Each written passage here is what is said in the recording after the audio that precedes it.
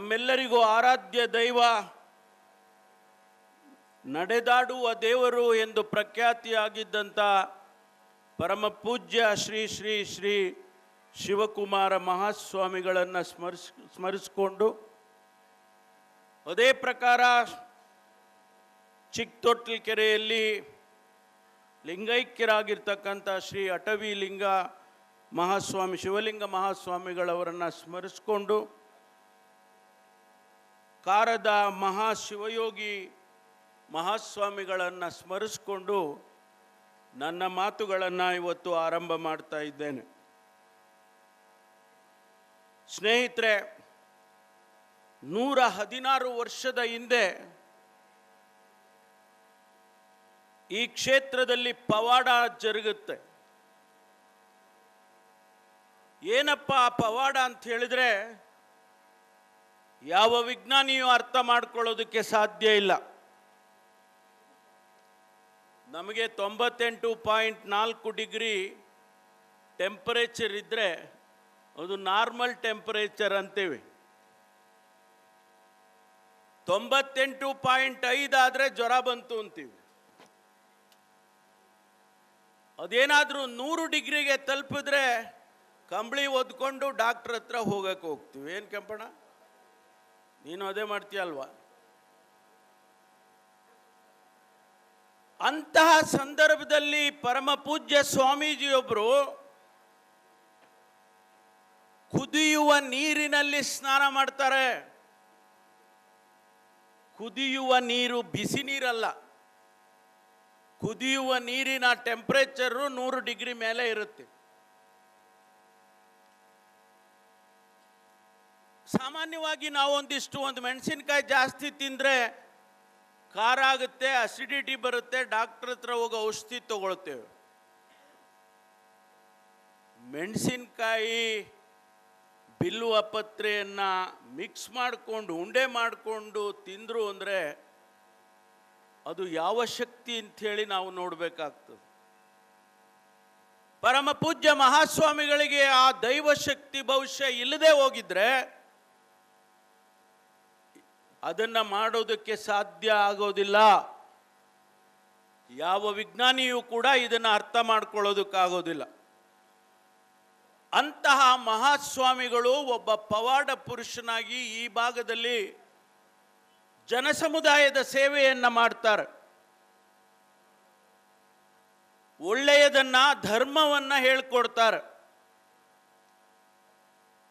ನಾವು ಸಾಮಾನ್ಯವಾಗಿ ಆಡು ಭಾಷೆಯಲ್ಲಿ ಮಾತಾಡುವಾಗ ಹೇಳ್ತೀವಿ, ಅಯ್ಯ ಧರ್ಮದಿಂದ ನಡ್ಕೊಳ್ಳೋ ಅಂತೀವಿ.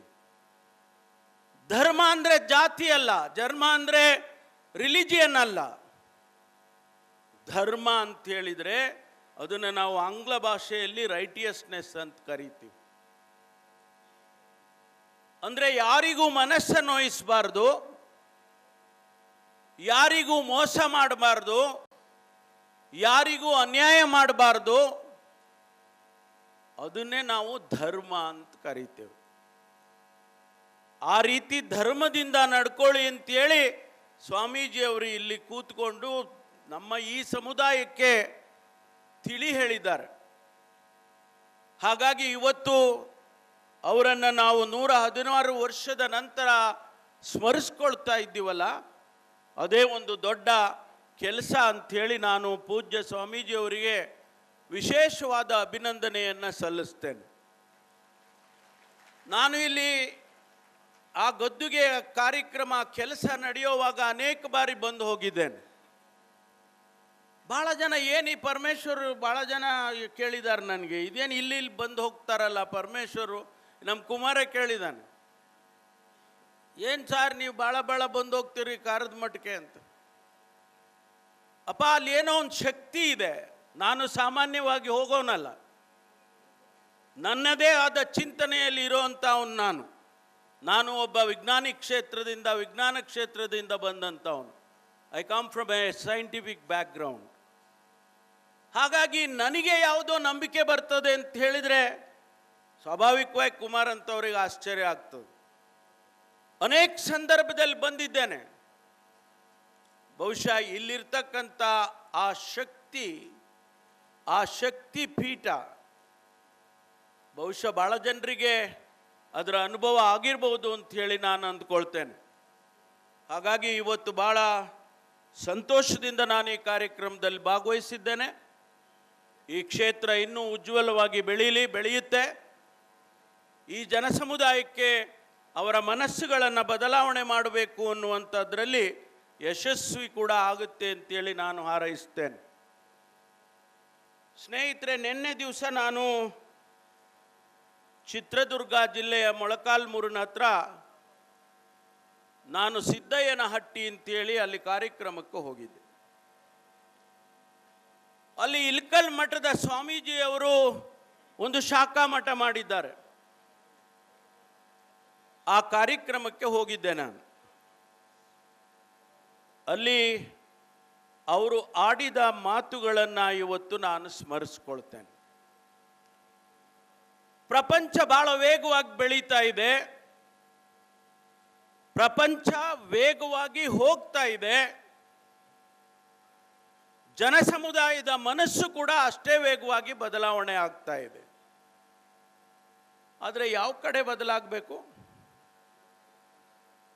ಜನಸಮುದಾಯದ ಮನಸ್ಸು ಶಾಂತಿ, ನೆಮ್ಮದಿ, ಸಹಬಾಳ್ವೆ,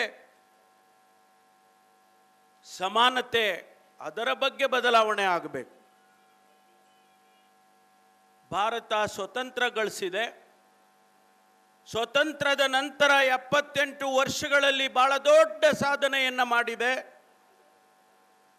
ಪ್ರಪಂಚದ ದೃಷ್ಟಿಯಲ್ಲಿ ಭಾರತ ಇವತ್ತು ಶಕ್ತಿಯುತವಾಗಿ ಬೆಳೀತಾ ಇದೆ. ಆದರೆ ಜನರ ಮನಸ್ಸು ಕಲುಷಿತವಾಗಿರೋದನ್ನ ತಿಳಿ ಮಾಡಬೇಕಾದದ್ದು ಯಾರ ಕೆಲಸ? ಇವತ್ತು ನಮಗಾಗಬೇಕಾಗಿರೋದು ಡಿಗ್ರಿಗಳಲ್ಲ, MSCಗಳು, MAಗಳು, PhDಗಳು, ವಿಶ್ವವಿದ್ಯಾನಿಲಯದ ಪದವಿಗಳಲ್ಲ ನಮಗೆ ಬೇಕಾಗಿರೋದು. ನಮಗೆ ಬೇಕಾಗಿರೋದು ಜನಸಮುದಾಯದ ಮನಸ್ಸು ಶಾಂತಿಯಿಂದ, ನೆಮ್ಮದಿಯಿಂದ, ಸಮಾನತೆಯಿಂದ, ಸಹಬಾಳ್ವೆಯಿಂದ ಬಾಳುವಂಥ ಮನಸ್ಸು ಬದಲಾಗಬೇಕಾದದ್ದು ಅನಿವಾರ್ಯ ಅನ್ನೋದನ್ನು ನಾನು ಈ ಸಂದರ್ಭದಲ್ಲಿ ಹೇಳೋದಕ್ಕೆ ಬಯಸ್ತೇನೆ. ಏನ್ ಪ್ರಾಬ್ಲಮ್ ಇಲ್ಲ ಏರಿಯಾದಲ್ಲಿ? ಏನ್ ಪ್ರಾಬ್ಲಮ್? ಏನ್ ನಿಮ್ ಪ್ರಾಬ್ಲಮ್? ಏನೆಲ್ಲ ಪ್ರಾಬ್ಲಮ್ ಐತಿಲ್ಲ ಹೇಳಿ. ಏನ್ರಿ ನಿಮ್ ಪ್ರಾಬ್ಲಮ್? ಏನ್ ನಿಮ್ ಪ್ರಾಬ್ಲಮ್ ಅಂತ ಹೇಳಿ. ಯಾರಪ್ಪ ನಗರಕ್ಕೆ? ಗಾಂಧಿನಗರ, ದಾಸರಹಳ್ಳಿ, ರಾಜರಾಜೇಶ್ವರಿ ನಗರ, ಚಾಮರಾಜಪೇಟೆ, ಹುಬ್ಬಳ್ಳಿ, ಚನ್ನಮ್ಮ ವೃತ್ತದ ಮೈಸೂರಿಗೆ ಬಂದಿರೋದು. ಬ್ಯಾಡಗಿ ತಾಲೂಕಿಗೆ ನಾವು ಬಂದಿವ್ರಿ. ಸರ್ ಹೇಳಿ ಸರ್, ಏನ್ ಪ್ರಾಬ್ಲಮ್? ನಿಮ್ MLA ಹೆಂಗೆ? ಏನೆಲ್ಲ ಸಮಸ್ಯೆಗಳು? ಏನ್ ಕಥೆ ಇಲ್ಲಿ ಬಂತ? ಬಂತ?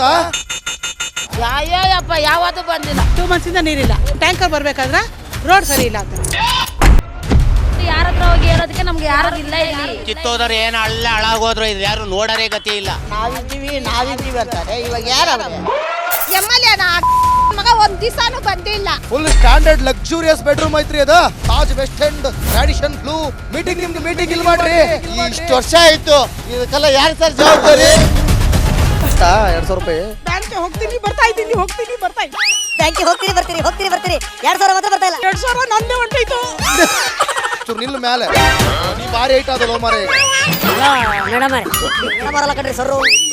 ರಾತ್ರಿ 1 ಗಂಟೆವರೆಗೂ ಎಣ್ಣೆ ಅಂಗಡಿ ತೆಗಿಬೇಕಂತ. ಅಡ್ವಾ ಬೆಳಗ್ಗೆ 4 ಗಂಟೆವರೆಗೂ ತೆಗಿಬೋದಲ್ಲ.